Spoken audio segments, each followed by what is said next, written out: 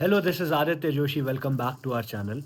मैंने नोटिस किया कि बहुत सारे बच्चे थे जो डीमोटिवेटेड फ़ील कर रहे थे, जिनको थोड़ा-सा पुश नहीं मिल पा रहा था काम करने का। सारी स्ट्रैटेजीज़ रेडी है, प्लान्स रेडी हैं, पता है क्या पढ़ना है, क्या वीक है, एनालिसिस भी हो रखा है, लेकिन भैया मन नहीं लग रहा है पढ़ाई में। कुछ नेगेटिविटी आ गई या भैया क करने बैठ रहा हूँ, टारगेट्स कंप्लीट नहीं हो रहे हैं, डीमोटिवेट हो जा रहा हूँ या हो जा रही हूँ। तो I will tell you something. देखो, पहली चीज़ ये है कि आई नो नीट टफ है, और अगर तुम्हें स्ट्रेस फ़ील हो रहा है, तुम्हें एंग्ज़ायटी फ़ील हो रही है, तो it is completely natural and normal. ये बात समझ लो। बहुत सारे ऑनलाइन तुम्हें लोग मिलेंगे कि हाय तुम्हें स्ट्रेस क्यों हो रहा है, नहीं होना चाहिए, ये नहीं, वो नहीं। फालतू की बातें। अरे नीट जैसे बड़े एग्ज़ाम में तुम्हें स्ट्रेस नहीं होगा, तो जीवन में और किसके लिए स्ट्रेस होगा? ठीक है, पहली चीज़ ये। सेकंड चीज़, स्ट्रेस लेना कंप्लीटली नेचुरल है, लेकिन स्ट्रेस की वजह से अगर तुम्हारी पूरी लाइफ रुक जा रही है, तुम्हारे टारगेट्स कंप्लीट नहीं हो पा रहे, तुम काम ही नहीं कर पा रहे हो, फंक्शन ही नहीं कर पा रहे हो, वो गलत चीज़ है। उसको हमें रोकना चाहिए, ठीक है? पहले तो अपना माइंडसेट ठीक करो। बहुत ध्यान से सुनो मेरी बात। स्ट्रेस लो, एंग्ज़ायटी हो चलेगा, डर लगना चलेगा, ठीक है? लेकिन इसकी वजह से काम रुक जाना, वो नहीं चलेगा। अब तुम्हें एक और चीज़ मैं बताता हूँ। देखो, मेरे साथ जब मैं प्रिपरेशन कर रहा था ना, बहुत सारे लोग थे जिनको मैं जानता था, जो उस समय उनका माइंडसेट थोड़ा ऐसा था कि यार देख लेंगे क्या होगा, ठीक है, अभी तो टाइम है, आज का दिन मैं रेस्ट कर लेता हूँ, या लेट्स से 12:45 हो रहा है टाइम, तो वो कहेंगे यार 1 बजे से पढ़ाई करना चालू करेंगे, 12:45 हो गए, कोई टाइम हो गया पढ़ने का, 1 बजे से पढ़ेंगे। तो ये 15-15 मिनट, 5-5 मिनट, 10-10 मिनट मिलते-मिलते पूरा-पूरा दिन चला जाता था। और जितना टारगेट, मतलब तुम खुद सोचो, मैं भी ऐसा था, इसलिए मुझे पता ऐसा होता है कि क्या होता है। 12:45 पे पढ़ने बैठे, लगा कि यार अब तो 1 बजे से पढ़ेंगे ना आराम से, या खाना खा के पढ़ेंगे आराम से, या सो जाता हूँ, सो के उठ के माइंड फ्रेश होगा तब पढ़ेंगे आराम से। कभी भी तुम्हें वो आइडियल सिचुएशन मिलेगी ही नहीं जब तुम्हें लगेगा यार अब मैं अपना 100% दे सकता हूँ। और अगर बाय चांस तुम्हें वो आइडियल सिचुएशन मिल गई, तो तब क्या होगा कि यार आधा घंटा पढ़ लिया, 1 घंटा पढ़ लिया, अब थोड़ा ब्रेक लेके दोबारा पढ़ता हूँ। देखो, अगर तुम अपनी पढ़ाई में इस समय ऐसे कॉम्प्रोमाइज़ करोगे, तुम्हें लगेगा कि यार क्या जा रहा है, 5 मिनट ही तो ब्रेक लिया है, 5 मिनट बाद पढ़ लेंगे, कोई दिक्कत नहीं है। उस 5 मिनट में एक चीज़ याद रखना, कोई ना कोई और होगा जिसने एक क्वेश्चन और लगा लिया होगा। वो एक क्वेश्चन कंपाइल होते-होते लास्ट में टाइम आएगा जब वो तुमसे 100, 200, 300, 500 क्वेश्चन आगे होगा। अब तुम्हें क्या लगता है, उन 500 क्वेश्चन में से क्या एक भी क्वेश्चन नीट में रिपीट नहीं होगा? डेफ़िनेटली होगा। और तुम्हें पता है नीट का पेपर कैसा है? सेम नंबर आने पे भी लोगों को कॉलेज नहीं मिलता है। मेरा मेरा एक स्टूडेंट है, एक्चुअली लास्ट ईयर मेरा एक स्टूडेंट था, उसको एम्स नहीं मिला। और पता है क्यों? उसका सेम नंबर था, ठीक है? उसका और एक और लड़की का सेम स्कोर था, सेम मार्क्स थे, ठीक है? बायो में भी सेम मार्क्स थे, फिज़िक्स में और केमिस्ट्री में थोड़ा ऊपर-नीचे हो गया, लेकिन ओवरऑल तो सेम मार्क्स थे ना। लड़की की एज ज़्यादा थी, लड़के की एज कम थी, इसकी वजह से सीट रह गई। फिज़िक्स, केमिस्ट्री में मार्क्स ऊपर-नीचे थे, इसकी वजह से प्रेफ़रेंशियली सीट रह गई, जबकि स्कोर दोनों का सेम था, है ना?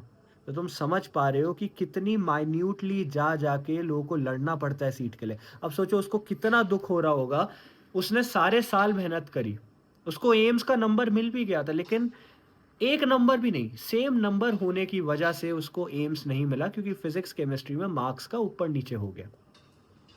अब अगर तुम उनकी जगह होते, तुम्हें कितना दर्द होता, कितना दुःख होता? मैंने हमेशा बच्चों को ये बोला है, पता है ये बहुत सच बात है। जिसके नीट में 100 नंबर आते हैं और कट ऑफ उसकी 650 है, उसे उतना दुःख नहीं होता है। दुःख उस बच्चे को होता है ज़्यादा जिसकी कट ऑफ 650 थी और 649 नंबर लाया, और 1 नंबर से सिलेक्शन रह गया, या 2 नंबर से सिलेक्शन रह गया। तब सबसे ज़्यादा दुःख होता है। अभी आई नो बहुत टफ है, रुकने का मन कर रहा है, भैया क्वेश्चन लगाने बैठो, नहीं लगते हैं, समझ नहीं आता है, कॉन्फिडेंस नहीं आ रहा है। देखो, कॉन्फिडेंस आता है प्रैक्टिस से। प्रैक्टिस मतलब रिपिटिशन। अगर एक क्वेश्चन तुम 10 बार लगा दोगे, कोई इतना बेवकूफ़ नहीं होता है, एक क्वेश्चन तुम 10 बार लगाओगे, 11वीं बार वो सही होना ही होना है। तो 10 बार लगाओ तो सही पहले। एक तो इंस्टेंट ग्रैटिफिकेशन चाहिए कि भाई मैंने आज हेल वीक चैलेंज चालू किया, आज मैंने बायो का 1 वीक चैलेंज किया, कल से मेरा स्कोर क्यों नहीं बढ़ रहा है? अरे सारा साल तुमने वेस्ट किया है। अगर तुम एक दिन में इतनी पढ़ाई करके नीट क्रैक कर लेते तो बात ही क्या थी? अगर इतना ईज़ी होता तो हर कोई नीट क्रैक कर लेता। What matters to you is slow and steady growth, वो ज़्यादा ज़रूरी है, राइट? तो इस समय जितना भी टाइम बचा है, तुम पहले उन चीज़ों पे फ़ोकस करो जहाँ से पेपर एक्चुअली में आता है। और जहाँ तक कॉन्फिडेंस की बात है, जहाँ तक एंग्जायटी स्ट्रेस की बात है, मैंने तुम्हें क्या बोला वीडियो की स्टार्टिंग में, स्ट्रेस लेना नेचुरल है, एंग्जायटी होना नेचुरल है, लेकिन उसकी वजह से काम रुक जाना वो नेचुरल नहीं है, वो नहीं होना चाहिए।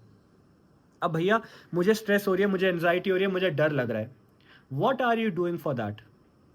यार अगर तेरे को डर लग रहा है तो तूने क्या किया उस डर को हटाने के लिए? फिजिक्स नहीं बन रही है, क्या तूने फिजिक्स के क्वेश्चन लगाए? तब तक लगाए जब तक सारे क्वेश्चन खत्म कर दियो। जो क्वेश्चन गलत हो रहा है क्या उसे 10 बार लगाया ताकि 11वीं बार सही हो? जो टॉपिक नहीं आ रहा है क्या उसको घिसा? जो फॉर्मूला याद नहीं हो रहा है क्या उसे रटा? जो कॉन्सेप्ट समझ नहीं आया क्या उसे पढ़ा?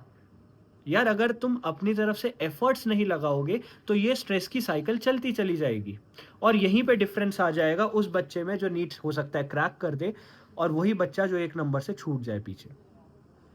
देख अभी या तो पेन ले लो इस चीज़ का कि यार 2 महीने बचे हैं, मुझे करना है, मैं कर लूँगा, या फिर आगे जाके बहुत रिग्रेट होगा, और आगे वाला जो रिग्रेट होता है ना वो तुम सह नहीं पाओगे, ये चीज़ तुम्हें समझनी पड़ेगी। आगे जो रिग्रेट होगा ना, जब घर वाले ताने मारेंगे, बाहर वाले तुम्हारे रिलेटिव्स ताने मारेंगे, तुम्हारे दोस्त कॉलेज में चले जाएँगे, तुम देखोगे यार मुझे तो एक और ड्रॉप लेना पड़ रहा है। तुम देखोगे घर पे तुम फँसे हुए हो 4 दीवारों के अंदर, वहीं सेम किताबें पढ़ रहे हो ड्रॉप लेते हुए, जब तुम्हारे दोस्त आगे जाके कॉलेज लाइफ़ एन्जॉय कर रहे हैं, फ्रेशर्स कर रहे हैं, बाहर घूमने जा रहे हैं, है ना? स्टोरीज़ डाल रहे हैं कि देखो हम तो एनएट में, डीएच में हैं, कैडवर्स पे ये कर रहे हैं, डायसेक्शन कर रहे हैं, ऑल दैट। तब तुम्हें लगेगा कि यार मैं लाइफ़ में मिस आउट कर रहा हूँ। तो अभी जो तुम्हें फोमो लग रहा है ना कि यार कितनी पढ़ाई करनी पड़ रही है, क्या करना पड़ रहा है, इससे लाख गुना ज़्यादा खराब लगेगा जब दूसरों को तुम देखोगे कॉलेज में जाके लाइफ एंजॉय करते हुए। जब तुम देखोगे ना कि यार वो लड़का जो क्लास में मेरे से बहुत पीछे था, वो आज आगे निकल गया, और मैं जो उससे बहुत स्मार्ट था मुझे ये करना पड़ रहा है। जब लोग तुमसे पूछेंगे बेटा क्या हुआ तुम्हारे रिजल्ट का, तुम्हें बताने में शर्म आएगी कि भैया नहीं हो पाया क्रैक। जब तुमसे तुम्हारे नंबर पूछेंगे तुम्हें लगेगा कि क्या बोलूँ, समझ नहीं आ रहा है ना? फिर तुम कहीं फंक्शंस में नहीं जाओगे, किसी पार्टी में नहीं जाओगे, रिलेटिव्स को मुँह नहीं दिखाना चाहोगे, कज़न से बात नहीं करना चाहोगे, दोस्त तुम्हारे दूर हो जाएँगे। बाहर तुम घूमने जाओगे, कुछ भी एन्जॉय करोगे, गिल्ट फ़ील होगा। घर वाले तुम्हारे लिए कुछ करेंगे, गिल्ट फ़ील होगा कि मैं ये तो कर नहीं पाया, am I deserving for this? ठीक है? तो वो जो रिग्रेट है, वो बहुत ख़राब है, और अगर उससे बचना है तो यही समय है काम करने का।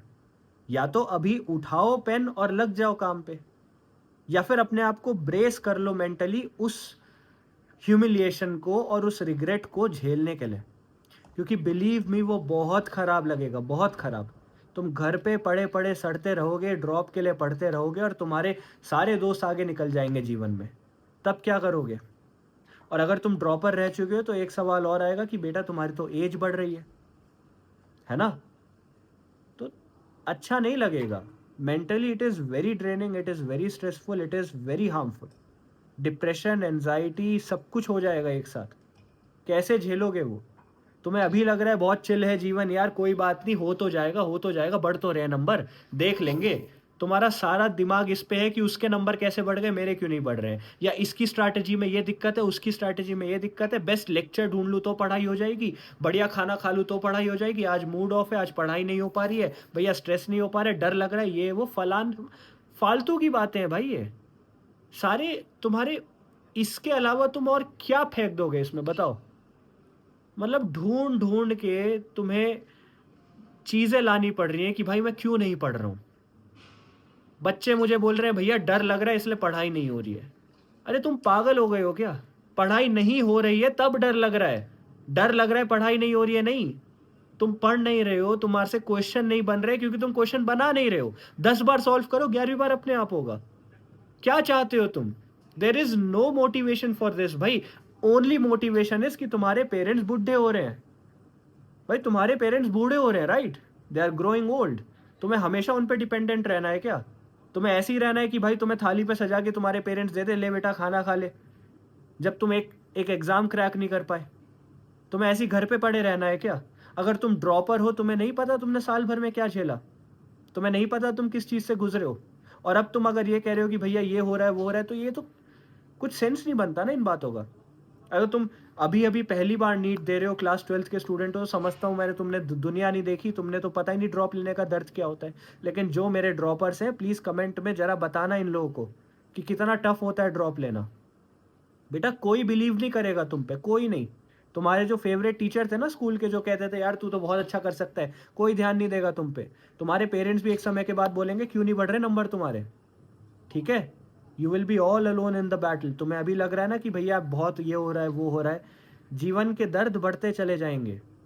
बहुत रिग्रेट होगा तुम्हें अगर तुम डिजर्विंग कॉलेज में नहीं गए और कोई थर्ड ग्रेड कॉलेज लेना पड़ा, या कॉलेज ही नहीं मिला क्योंकि भाई मन नहीं कर रहा था पढ़ाई करने का। अरे मन नहीं कर रहा तो क्या हुआ?